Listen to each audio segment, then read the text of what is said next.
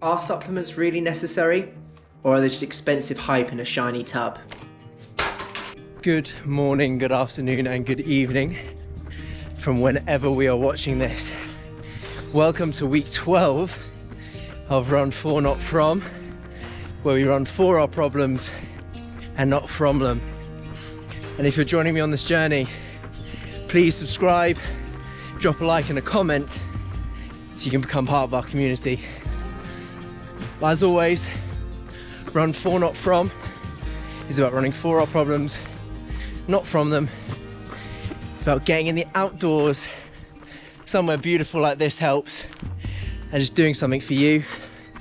You know, getting out of the house, not on a treadmill, away from the desks, and just doing something in the outdoors that gets your heart rate going a little bit and just spreads that positivity into the world and into yourself.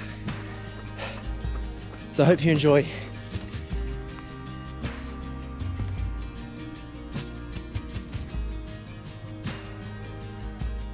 As you may have guessed from the thumbnail and from the question at the beginning of the video, today's talk is about supplements. So firstly, what are supplements? Well, they are concentrated sources of nutrients such as proteins, amino acids, vitamins, minerals that come from our foods, normal foods. Okay, so they're just concentrated doses, you know? And I think the important thing to mention here, right from the get-go, is they're called supplements. They are not called necessities, they're called supplements.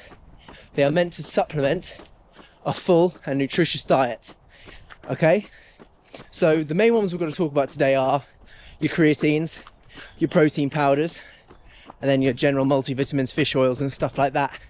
For importance, for safety, where to buy them, how you should use them, my general thoughts and opinions on them really, as I've been using a lot of them for many years now, and I've seen where they helped and where they haven't.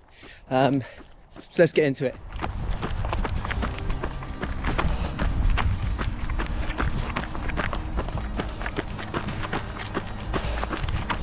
Let's start with probably the most commonly used supplement, I'd say.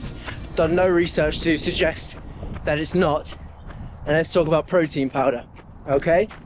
So what is protein powder? It's essentially just a powdered form of whey, casein, or some sort of plant-based protein like pea protein or something like that.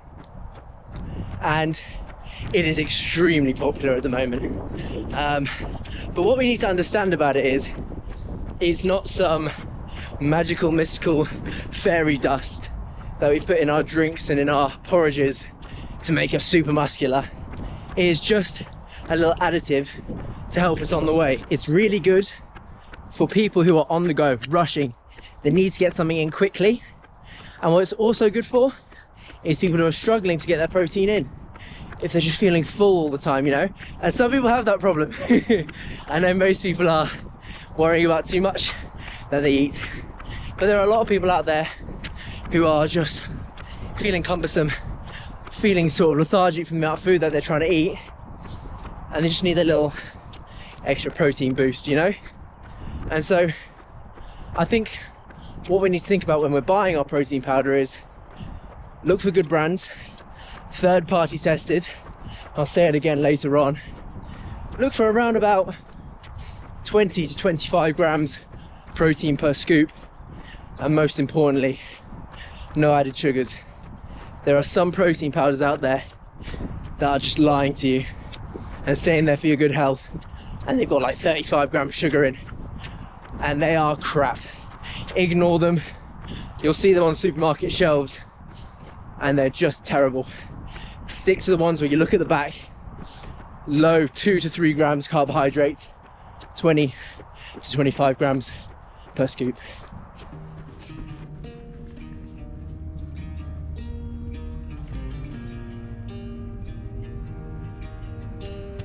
The next supplement to talk about is creatine, okay?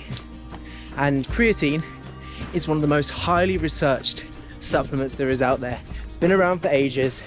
It's come out under scrutiny from certain people, certain demographics, And from my research, none of it founded. You know, all of this third-party testing has come up very safe to use, because creatine is naturally occurring in red meat. Okay, and my mum in particular, a lot of mums, I feel like there's a stereotype out there that when young boys start taking creatine, their parents start worrying it's a gateway drug to testosterone and tren and other steroids, and it couldn't be further from the truth. Okay, so a 4 to 5 gram daily dose can help you in your recovery, in your fast energy production, and there are even some studies to say that can help with mental fatigue as well. So typically the athletes that are using it are sprinters, power athletes, but it's not exclusive to bodybuilders. As I said before, it does boost your recovery. It's aiding one of your 3 main energy systems, okay, and that's ATP. I won't get too technical, but ATP is called adenosine triphosphate, okay, and creatine helps in the production of that. The other 2 energy systems are anaerobic and aerobic, okay, and ATP is that boom, it's that initial power, lasts about 10 seconds max, but there are some other great effects of creatine. Now, some myths about it are it causes hair loss, it can be bad for your kidneys and kidney function. Not true. I mean, in my case, it's probably made my hair grow faster, but I've been using it for years. Many doctors and people way smarter than myself have been using it for years and swear by it, so I'm pretty sure it's safe to use. One thing that I would say about it though is, since I started taking it, my God, hasn't the price gone up? In the comments, if you've been taking creatine for the last 6 years plus, the prices have gone mad. You used to be able to get a kilo tub, which will last you ages, because bear in mind, 5 grams a day. A kilo tub for like 8 quid. It's gone up to about 22, 24. You can't find it anywhere cheaper. So as the fitness industry's grown and more people are using it, it's sort of become monopolized a bit, and companies are just making a shed load of money on a product that's very easy to produce. Only drawback, in my opinion.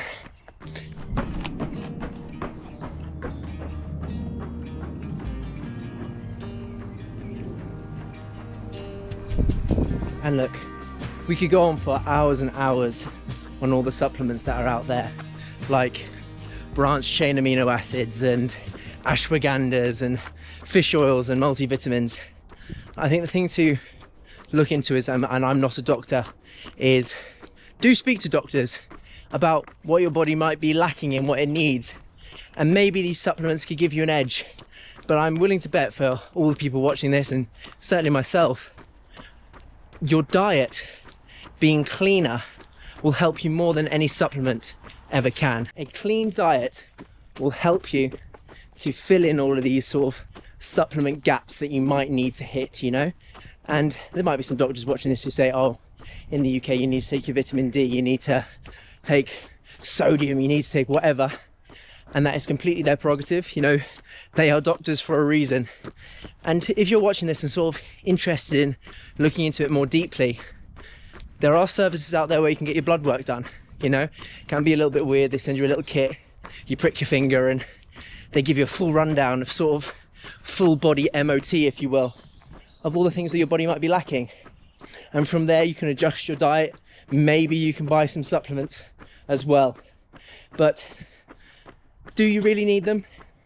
I think the answer is no. I certainly take some, and I'll continue to take some because it makes it easier, and we are a society that likes the easy route.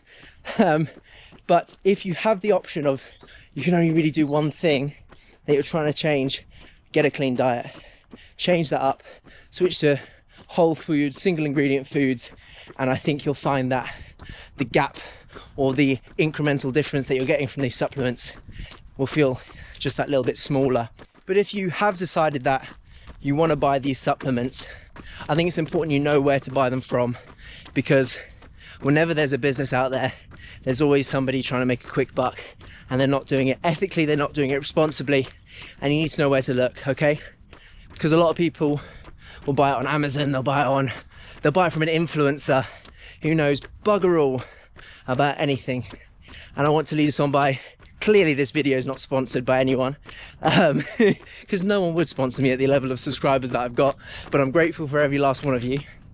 But places where I buy them from, places like MyProtein, Optimum Nutrition, Huel, they're all third-party tested, okay? Look for that third-party testing. Look for no added sugars. Look for organic, natural ingredients, you know? And try and avoid things like fat burner or your detox teas, because I'm sorry to tell you that they're bollocks. They are complete BS. They do not work. Anything that says fat burner on it is a joke, and it is someone just trying to make a quick buck and hoodwink you, okay?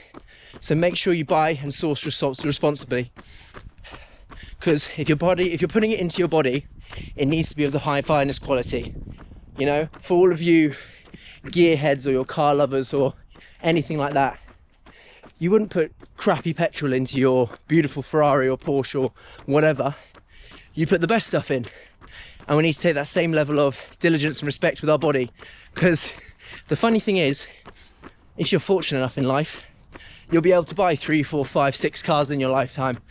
But one thing I can tell you for certain, you're never going to be able to buy another body. I don't care how far science goes, I don't think it's ever going to get to that point. So you've got to look after yourself, put the best stuff in so you can output the highest level of quality, okay? Supplements are not a shortcut. They're part of the journey. They are a cherry on top, if you will. I think there's more important things to focus on. I think before you get started on particularly a health and wellness and fitness journey, I think you need to focus on your nutrition from a full diet, your hydration, making sure you're getting enough water, and your sleep. I wouldn't worry about supplements. I wouldn't even worry about training at first.